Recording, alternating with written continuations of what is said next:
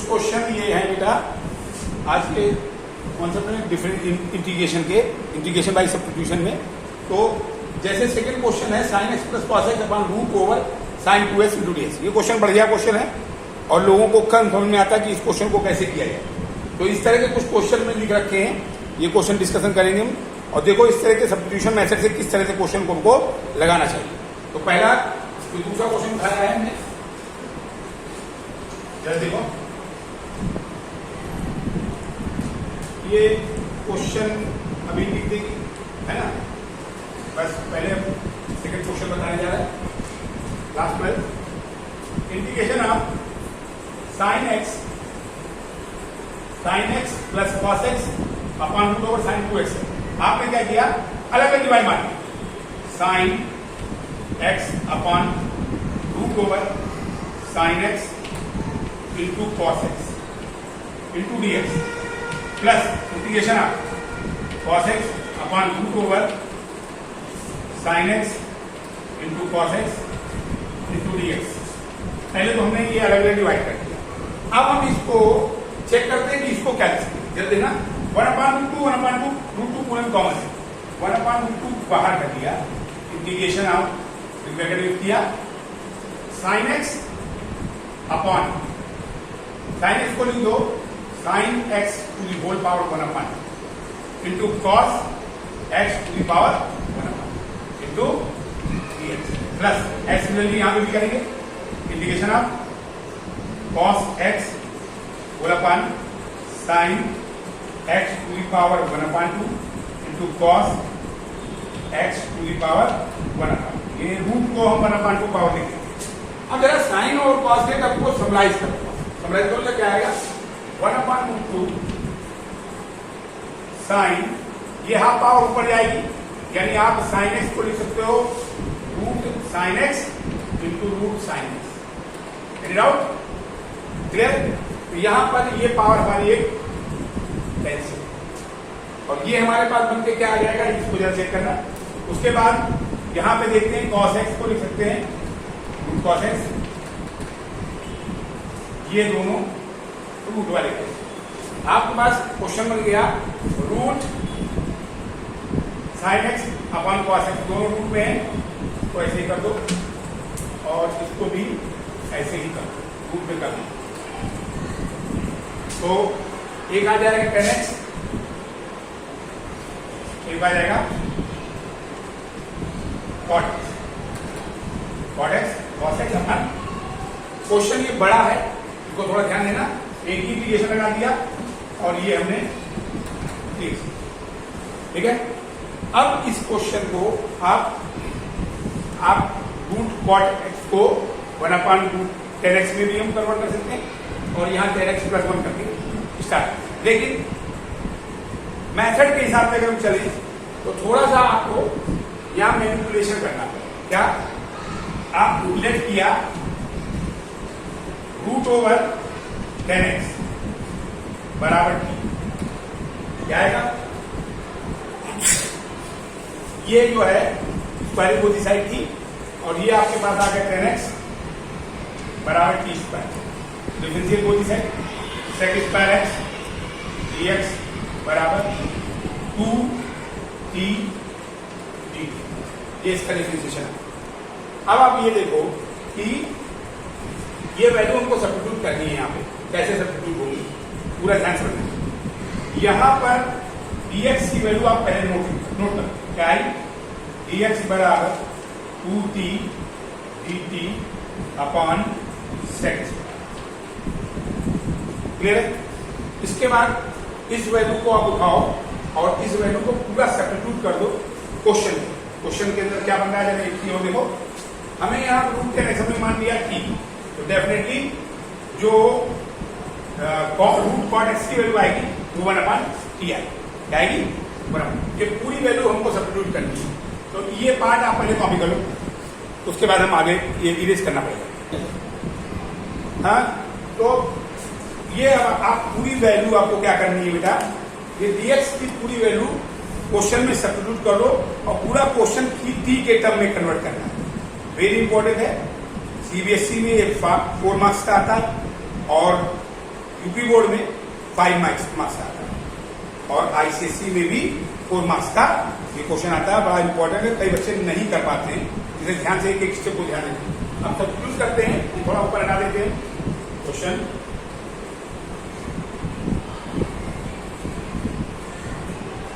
ये वैल्यू पूरी हम सब्स्टिट्यूट करने जा रहे हैं क्वेश्चन में। 1/√2 इंटीग्रेशन ऑफ √10x माना था t, यहां हो गया t, और √cot x की वैल्यू अगर निकाले तो 1/t है प्लस 1/t। अब जरा देखिए dx क्या है, 2t dt upon sec square x। अब क्वेश्चन है, क्वेश्चन हमारा t के टर्म में आ गया लेकिन x ये वाला एलिमिनेट नहीं किया। आप पूरे क्वेश्चन को t के टर्म में एलिमिनेट करो, ऐसे करेंगे। सेक स्क्वायर की वैल्यू जहां एज्यूम किया होता है वहां से हम लोग मानते हैं और जहां माना है उसी से वैल्यू t के टर्म में हम सेक स्क्वायर करें। तो यहाँ पे फिर क्या माना था, इसको हम साइड में लिखे दे रहे हैं। ये मानने वाले पार्ट को आप जरा चेक करो, स्क्वायरिंग को डिसाइड कर दो, इसमें स्क्वायरिंग को डिसाइड करो, क्या आएगा 10x बराबर t स्क्वायर उधर गया। फिर से अगेन स्क्वायरिंग करो, 10 स्क्वायर x बराबर t टू द पावर।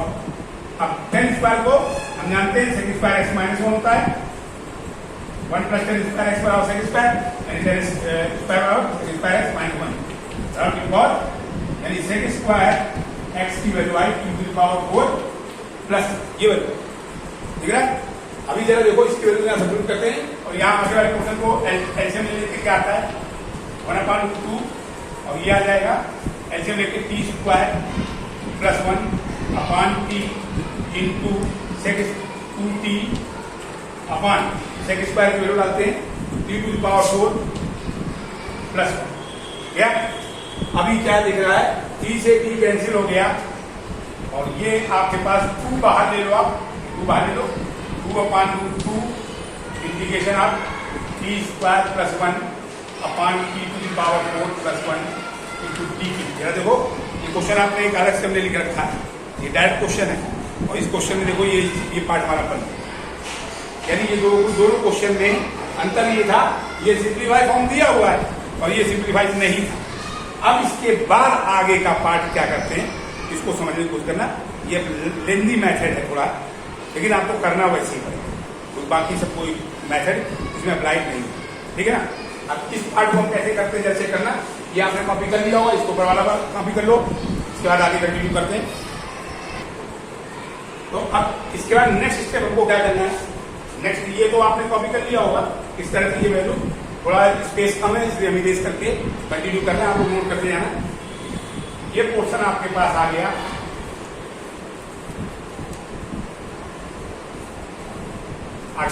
हमने जो माना था वो आपको लर्न रखना है कि मैंने क्या एज्यूम किया था, वो याद रखो। मैंने लेट किया था इस क्वेश्चन में √10x बराबर, इस बात का ख्याल आपको रखना है क्योंकि लास्ट में इसकी वैल्यू सब्स्टिट्यूट करेंगे। क्या करना है, ये कोई फार्मूला बनी नहीं है, इंटीग्रेशन का हम लोगों ने कोई फार्मूला पढ़ी, हम लोगों ने फार्मूला जो पढ़ा है वो पढ़ा है 1/x स्क्वायर प्लस 1 जो भी होता है tan इनवर्स x का, और यहाँ t टू पावर 4 कुछ ऐड या सब्ट्रैक्ट करने के बाद भी ये एलिमिनेट नहीं हो रहा, तो इसमें एक फिक्स और फिक्स मेथड आपको लगाना है। कभी भी आपको क्वेश्चन चाहे ये x के टर्म में दिख जाए लाइक दैट ऐसे, या t के टर्म में आपका बन के आ जाए, तो सीधा कॉन्सेप्ट ये है कि आपको ऊपर नीचे t स्क्वायर से डिवाइड करना। क्या करना है, t स्क्वायर से न्यूमरेटर को डिवाइड करना और t स्क्वायर से डिनोमिनेटर को डिवाइड करना, बात बराबर करनी है दोनों तरफ।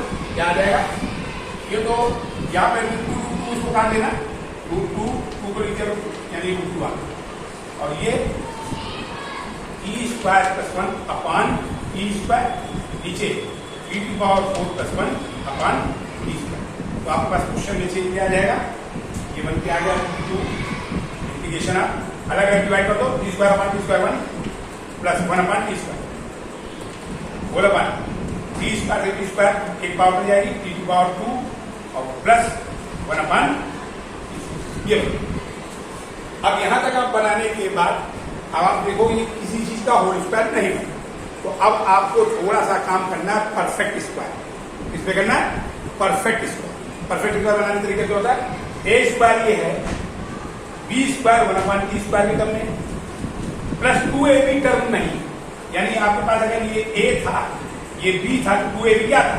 2 इंटू a आता t और b आता 1/t, t से t कैंसिल, यानी 2। आपको 2 ऐड करना है, 2 सब्ट्रैक्ट, 2 ऐड करना है और 2 सब्ट्रैक्ट, यानी 2 सब्ट्रैक्ट किया, क्वेश्चन में कोई फर्क नहीं पड़ा। अब इसके बाद जरा देखो आप, ये क्या है? इतना। और बाद वाला क्या क्वेश्चन, इसको चेक करो। ये आपके पास बन रहा है √2, तो ऐसे ही तो आप कॉपी कर लो, आगे ऊपर कर देते बेटा।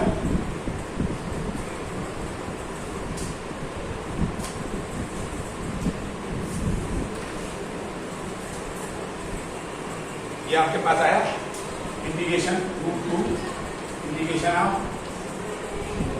1 + 1/t square whole upon t minus 1/t का होल और प्लस माइनस +2 प्लस ये, और ये dt चल रहा, ये dt आपका रेगुलर चल रहा था।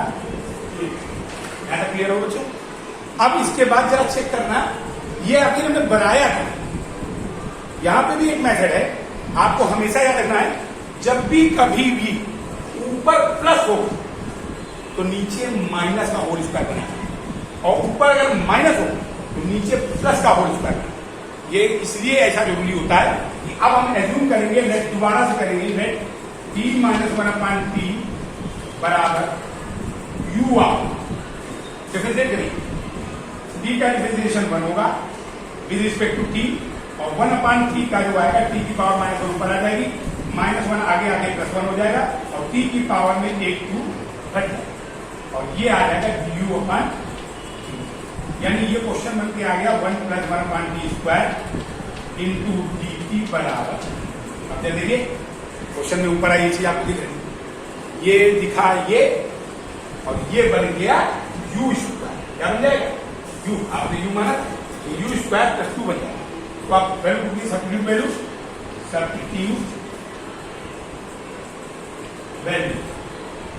क्या क्वेश्चन हमारा बदल के आ जाएगा, ये वैल्यू हम यहाँ पे पुटअप करने जा रहे हैं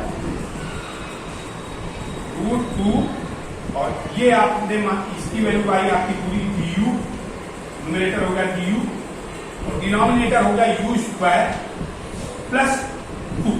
अब आप गेस करो, क्या आपने ये फार्मूला को पढ़ा है? आपने पढ़ा है फार्मूला x² + 1। क्या पढ़ा है? x² + 1, और यहां पे आपके सामने आ गया u² + 2। तो यहां पर एक बात हम आपको बताना चाहेंगे कि एक फार्मूला आप और दिमाग में रखो यार, इंटीग्रेशन ऑफ 1/x² + a² का टर्म अगर बन रहा हो और dx हो, इसका आंसर होता है 1/a tan इनवर्स x/a। ये फार्मूला tan इनवर्स का ही बनता है। अभी हम इसमें बढ़ा नहीं रहे क्वेश्चन, क्योंकि हम अगर चाहें तो यहाँ 2 कॉमन ले लेंगे, 2 कॉमन लेके बाहर कर लेंगे, और u/2 का होल स्क्वायर बनाने के लिए u/√2 का होल स्क्वायर लिख देंगे, और u/√2 को दोबारा से हम v मान लें, तो पक्का अपने आप x² + 1 का फॉर्म बनेगा। लेकिन आपको डायरेक्ट करना है, डायरेक्ट आप ये फार्मूला याद रखो और डायरेक्ट एप्लीकेशन करने आए। जरा देखो 2 को क्या लिख सकते हैं हम लोग? 2 को हम बनाने के लिए लिख सकते हैं √2 का स्क्वायर। कैसे लिख सकते हैं बेटा? √2 का स्क्वायर। अब ये आप देखो बन गया क्वेश्चन, x² + a² का फॉर्म बन गया। अब आप वैल्यू पुटअप करो, क्या आया? 1/a, यानी ये आपके पास बना √2, और ये आपके पास बना 1/a, ये है हमारा √2, यानी कि अपान में √2 आ जाएगा, और tan इनवर्स u/a है, u/√2 + c। अब आपका ये आंसर फाइनली आया है, लेकिन अब आपको पहले u की वैल्यू पुट करनी, फिर u के टर्म में जब आ जाएगा, u t के टर्म में आ जाएगा, तो t की वैल्यू x के टर्म में पुट करनी, तब फाइनल आंसर। यानी हम वैल्यू पुट करके दिखाने जा रहे हैं, नोट कर लो जरा।